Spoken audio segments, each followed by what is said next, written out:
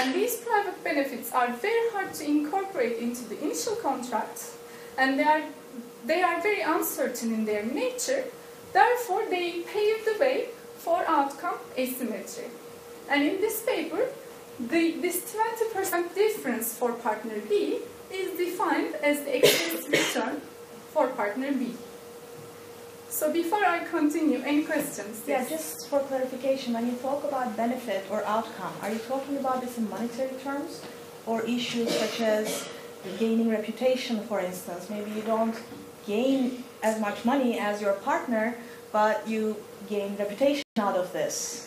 Does that count in the benefits, or is it just monetary? It does count in the benefits, because the private benefits are most of the time intangible benefits. They may include transfer of knowledge, they may include transfer of reputation. So therefore, I'm talking about in general. Okay. And if it were only monetary, it would only be related with the common benefits that are the immediate business benefits. Do you quantify those? Or? Yes, I do. We'll come to that later. I'm sure you have a lot of objections to that. So the private versus common benefits framework has been introduced by Anand and in 2000 SMJ paper, I think. So what is different in this paper then? Well, they are interested in how the existence of private benefits are related with consequent investment behavior. And I am interested in in understanding how a partner could earn private benefits and gain more than its partner. And these private benefits in the cost of the other partner, like again, as a result of opportunism, or is it sort of happening naturally without an opportunism? Not necessarily. I mean, they don't have to directly cost the partner, but they certainly involve an opportunity cost, because if they could have been incorporated into the initial alliance contract, for instance, if I knew that you were going to earn quite a large amount of private benefit of that from that strategic alliance, I would say that, hey, you know, I know that you're going to earn much more, so your share in the common benefits will be lower. So it's, on the one hand, it's an opportunity cost if it is not a direct cost to the other partner at all. But on the other hand, if it involves opportunism like cheating, shirking, free riding, it involves a direct cost to the other partner. And we know that there is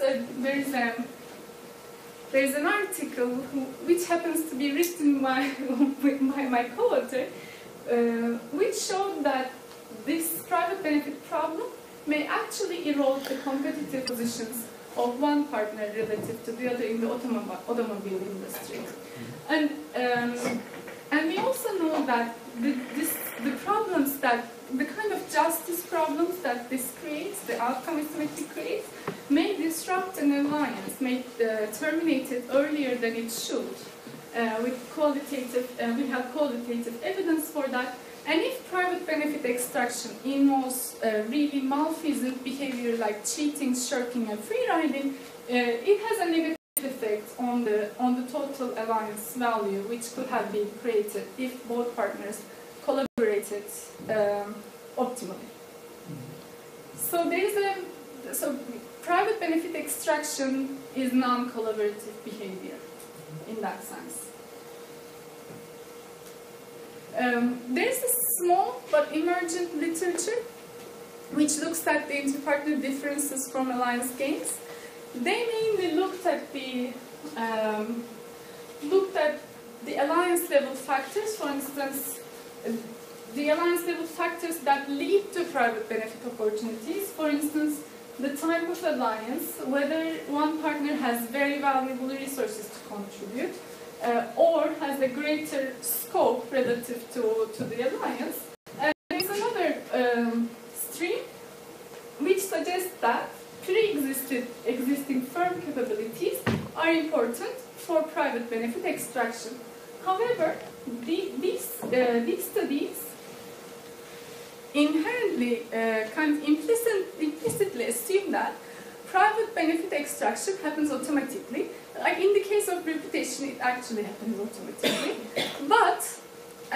then they assume that they involve no costs at all, that the other partner would not be disturbed by such private benefit extraction. On the other hand, the position we take in this paper suggests that private benefit extraction is a decision to do or not to do, depending on its costs and benefits, and they are closely related with how partners are incentivized. Are they more motivated to collaborate? Are they more motivated to be competitive and extract private benefits? This is the point, this is the position that we take in contrast to the small literature on this issue. So, since we take this incentive approach, we utilize agency theory, a theory of incentives, in order to find out why and how a partner will be or will not be motivated to collaborate or to behave opportunistically. So what does it, before I continue with the theoretical part, any questions, clarification? Is everything clear? I see some. Just one thing, maybe you don't assume that they cannot collaborate and get private benefits? So partners collaborate with one another? Very good question. But do not get private benefits. Is that impossible? It is not impossible. I mean, the ones that, but they may refrain from getting private benefits if they think that it is going to harm the joint venture's well-being. Because actually in conflict research, for instance, we would say that they would collaborate and both would get private benefits out of it. Really? Yeah. How? Because the kind of private benefits are happen like a leakage, and well, it's a totally different topic, of course. In conflict, you're trying to solve a conflict with the other party. So together, you basically collaborate and try to find ways in which both could benefit out of this whole thing, and the conflict is resolved. So it's a different kind of an issue here. But I just wondered, but it's isn't it just possible? But the kind of benefits, the benefits from collaborating are called common benefits. Yeah. The benefits that arise from the act of collaboration. Yeah. So the fact that they get private benefits doesn't mean that they won't get their share of common benefits. You're saying you use excess though, right? It's not purely private, it's actually sort of relatively more private. Relatively more private, that's right. So basically you're saying that both of them could get maybe private benefits out of it, but they may not be equal to one another. One's private benefits might be more than the other. And that's also possible, yes. But still, I mean, it's a bold move to be ready to extract more private benefits. In case of reputation, my reasoning kind of falls behind of this reasoning, yes. But in other kinds of private benefits, for instance, knowledge transfer. Knowledge transfer is not a passive process; it's active, and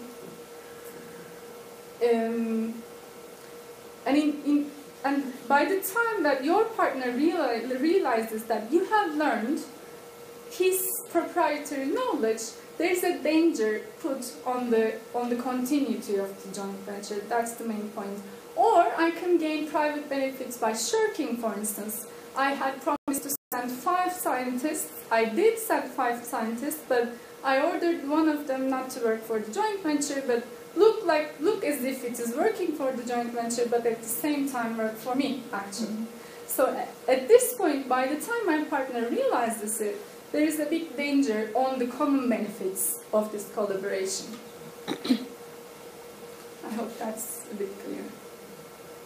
Yeah. And earning more than your partner is a bold move, because then all the bells start ringing and justice considerations start arising, and then again putting additional danger on the continuity of the collaboration and the common benefits. Okay. That's my world that I live. And to clarify also your contribution in the previous slide, so you positioned 2 different literatures, but I couldn't get why your studies unique? I mean, why it's new, or what kind of contribution you offer? I kind of didn't give it yet, but so this type of literature says that the source is the differences in partner gaze arise